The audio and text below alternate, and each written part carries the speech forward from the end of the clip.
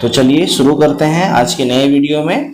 ये वीडियो उन विद्यार्थियों के लिए है जो क्लास 12 में है, जिनका एग्ज़ाम मार्च को है। क्लास 12 के विद्यार्थी हिंदी ऐच्छिक, हिंदी इलेक्टिव जिनका सब्जेक्ट उनके लिए 2023 में जिनका एग्ज़ाम होने वाला है मार्च में, उनके लिए। तो ये सब्जेक्टिव क्वेश्चन नहीं है, ऑब्जेक्टिव क्वेश्चन हम लोग पहले करेंगे, उसके बाद हम लोग सब्जेक्टिव क्वेश्चन का अलग वीडियो हम लोग बना कर डालेंगे। पहला क्वेश्चन है, तो पहला क्वेश्चन हमको गद्यांश से पढ़ना पड़ेगा, ठीक है। हम एक्चुअली गद्यांश पढ़ चुके हैं, इसीलिए हम लोग डायरेक्ट आंसर करेंगे, आप पढ़ करके ही कीजिएगा। क्वेश्चन है, वर्तमान समय में दी जाने वाली शिक्षा की विशेषता निम्न में से कौन सी है? तो आज के समय में जो शिक्षा मिलता है उसमें क्या मिलता है? दृष्टिकोण को विकसित करने में सहायक है, बुद्धि को तेज करने वाली होती है, या व्यक्ति की भावनाओं को सचेत करने वाली होती है, या इनमें से सभी? तो इसका आंसर होगा इनमें से सभी। तो क्वेश्चन नंबर 1 का ऑप्शन नंबर 4 हो जाएगा। क्वेश्चन नंबर 2 में आइए, आज पढ़ा लिखा युवक अपने जीवन को बहुमूल्य समय कहाँ नष्ट कर देता है? बहुमूल्य जीवन, अपने जीवन का जो बेस्ट टाइम होता है वो कहाँ खर्च कर देता है? उच्च शिक्षा पाने में, तकनीक शिक्षा पाने में, या जीवन के मूल्यों को मजबूत करने में, या नौकरी खोजने में? तो इसका आंसर भी 4 होगा, जिसका हो गया आपका 4 नंबर, ठीक है। तो इसका आंसर 2 का 4 हो जाएगा। अब आइए अगले क्वेश्चन में, क्वेश्चन नंबर 3, भारतीय विद्यार्थी को दी जाने वाली शिक्षा का प्रथम सोपान क्या है? ठीक है, भारत में जो विद्यार्थी है जो शिक्षा प्राप्त करते हैं उसमें पहला मोटिव क्या हो? शिक्षा जो उपयोगी हो, शिक्षा जो आवश्यक हो, शिक्षा जो प्रकृष्ट करती हो, या चौथा में है शिक्षा जो जीवन को अलंकृत करती हो, ठीक है। तो इसके लिए हम लोग गद्यांश को देखेंगे कि गद्यांश क्या कहता है।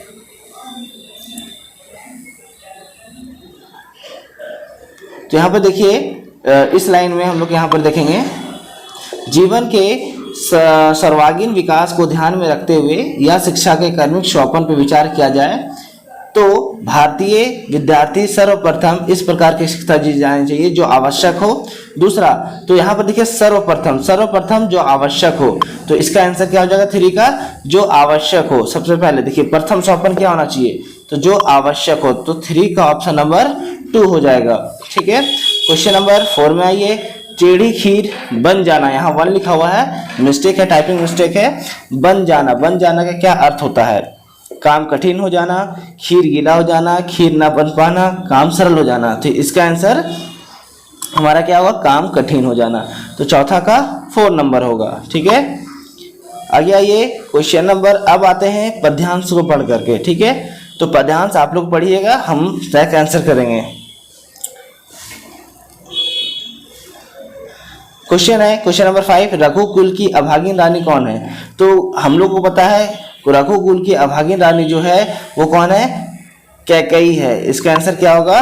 कैकेयी, ठीक है। 5 का ऑप्शन नंबर 3, सी नंबर, ठीक है। क्वेश्चन नंबर अब 6 में आते हैं। 6 में, धिक्कार उसे था महास्वार्थ ने घेरा, घेरा लिखा हुआ है, यहाँ घेरा होगा।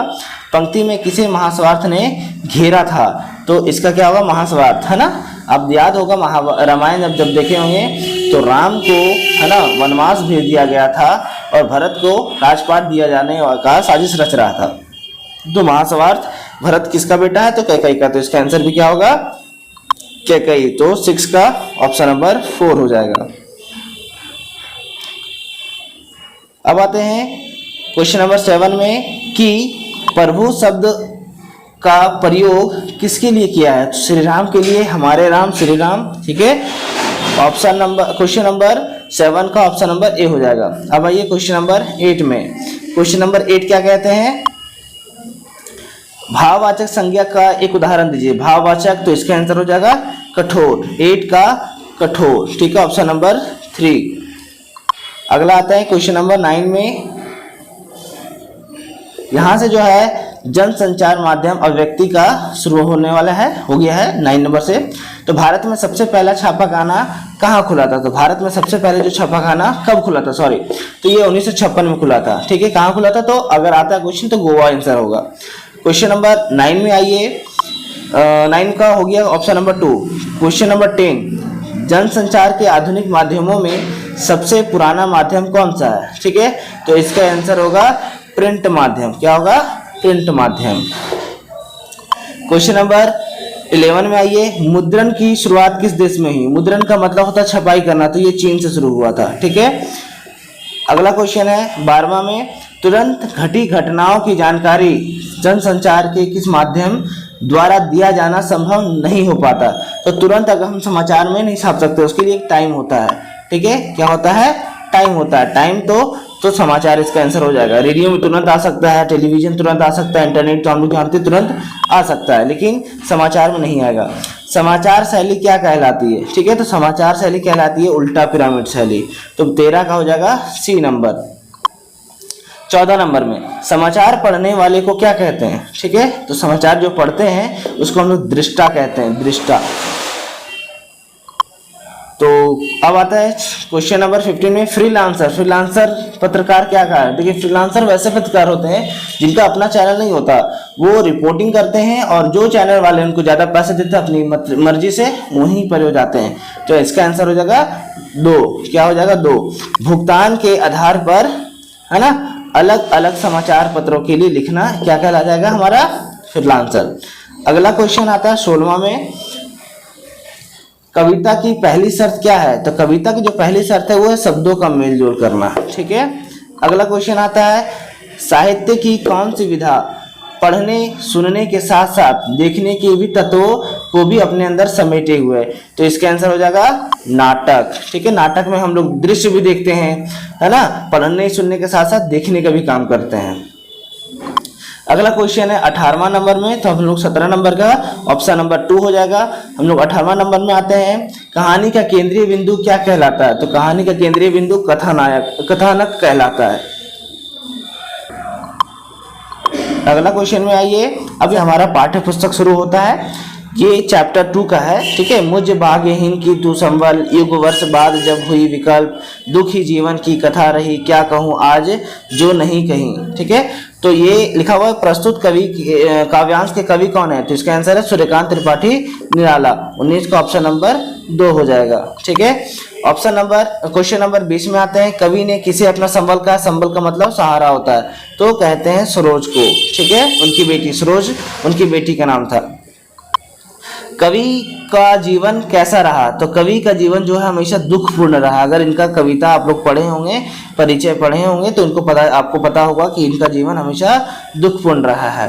विकल शब्द का क्या अर्थ होता है? तो विकल शब्द का अर्थ होता है बेचैन, व्याकुल। ठीक है, क्या होता है? बेचैन और व्याकुल। तो ऑप्शन 5 हो जाएगा। हम टाइपिंग मिस्टेक है, आप लोग ध्यान दीजिएगा।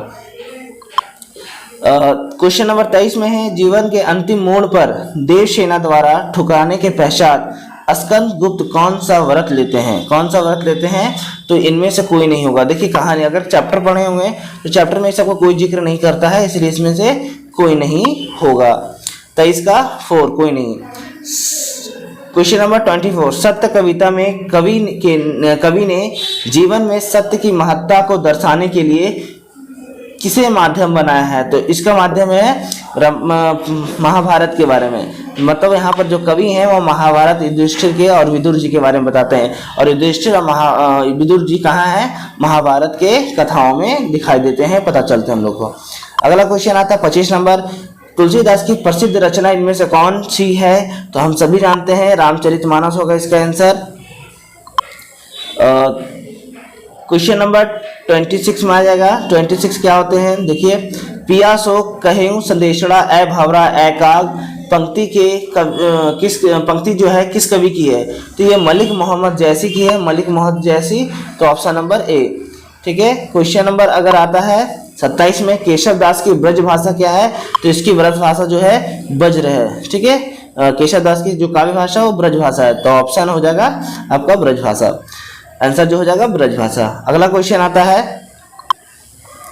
यहां से भी हम लोग पाठ्य पुस्तक में भी पढ़ रहे हैं, लेकिन वो कहानी से अब आएंगे। ठीक है, देखिए, ये जो आपका काव्यांश, ये जो आपका गद्यांश लिखा हुआ है वो अलग ही चैप्टर है। मतलब सेकंड टर्म के सिलेबस के हिसाब से है, तो इसका आंसर होगा ऑप्शन नंबर 3, यथाश में रोचते विश्व में, तो 28 का हो जाएगा 3 नंबर। ठीक है, अगला क्वेश्चन जो है प्रस्तुत पंक्तियों के रचनाकार कौन है, तो रामविलास शर्मा है इनके, रामविलास शर्मा। ठीक है, तो 29 नंबर का 3 नंबर होगा। अगला क्वेश्चन है भारतीय जीवन विधा कहाँ बंदी है ना, तो संबंधों के विषय में, संबंधों के विषय में हम लोग आगे विकास नहीं कर पाते हैं, संबंध को छोड़ना पड़ेगा अगर हम लोग सक्सेस करना चाहते हैं। लेखक किसे धिक्कारता है, ठीक है, तो इसका आंसर होगा पराधीनता को बढ़ावा देने वालों को, जो है ना, जो हम लोग देश को आजाद करना चाहते हैं और उन लोग क्या करते हैं, आजाद नहीं करना चाहते बल्कि उनकी मदद करना चाहते हैं जो गुलाम बनाना चाहते हैं। ठीक है, पराधीनता को बढ़ावा देने को हम लोग लेखक ने धिक्कारा है। क्वेश्चन नंबर 31 का हो जाएगा पराधीनता वाला ऑप्शन। ठीक है, क्वेश्चन नंबर 32, रामचंद्र शुक्ल के पिता का तबादला हरिमपुर से मिर्जापुर जब हुआ तो शुक्ल जी की उम्र कितनी थी, तो ध्यान दीजिएगा इनकी उम्र मात्र 8 साल थी। ठीक है, अगला क्वेश्चन है सुमरिनी के मन के, सुमरिनी के मन के है ना, ये हमारा चैप्टर है। सुमरिनी के मन के पाठ के अंतर्गत कितने लघु निबंध छोटे छोटे कितने हैं, तो इसका आंसर होगा 3, इसमें 3 लघु निबंध दिए गए हैं। क्वेश्चन 34 में मैं भाई भाभीियों की नौकरी करके पेट पाल लूंगी, यह कथन किसका है, तो ये बड़ी बहुरिया का, समझिए चैप्टर का है जिनमें बड़ी बहुरिया का, तो ऑप्शन 2 हो जाएगा इसका आंसर। अगला है 35, दूसरा देवदास की कहानी की नायिका कौन है, तो इसकी नायिका है पारो, है ना, शाहरुख खान का वाला मूवी है ना पारो। ठीक है, देवदास उसी तरीके है, दूसरा देवदास चैप्टर का नाम है। अगला क्वेश्चन है 36, कुटुज के पौधे की क्या विशेषता होती है, तो कुटुज एक ऐसा पौधा है जो किसी भी मौसम में अपने आप को संभाल कर रखता है। ठीक है, तो आप राजा है, मतलब कभी नहीं हार मानने वाला, ठीक है, खुद पे डिपेंड है, आत्मविश्वासी है, तो 36 का हो जाएगा ये सभी। ठीक है, 36 का ये सभी। 37 नंबर में आइए, सूरदास की झोपड़ी पाठ के अंत में सूरदास क्या निश्चय करता है, तो जब आप लोग कहानी पढ़े होंगे तो बताया गया है कि वो फिर से झोपड़ी बनाने के तैयार हो जाता है, आत्मविश्वासी होता है। ठीक है, बहुत मेहनती होता है, तो इसका होगा पुनः झोपड़ी बनाने का शुरू सोच लेता है वो। ठीक है, स्तब्ध रह गए रूपशेखर, तो ये हमारा संजीव लेखक है, चैप्टर का नाम है आरोहण, लेखक इनके संजीव जी। ठीक है, तो ऑप्शन 3 हो जाएगा इसके।